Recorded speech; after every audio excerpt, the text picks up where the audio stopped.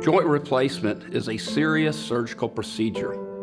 That means it's critical that you have all the facts, get all of your questions answered, and consider traveling to a hospital with extensive total joint replacement expertise. So why is traveling for joint replacement surgery something you should consider? Because here in the United States, about 80% of these procedures are performed by surgeons who do fewer than 50 replacements annually. Those numbers simply cannot match the collective experience and expertise at a hospital with a team of total joint experts that perform thousands, not hundreds, of total joint replacements each year. In addition to the total number of joint replacements performed, you should also take into account the experience of your surgeon, given the complexity of the procedure in question.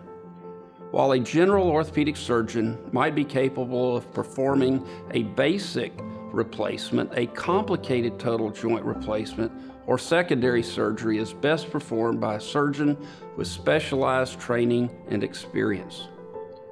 There are several things to keep in mind when deciding where to turn for your joint replacement surgery.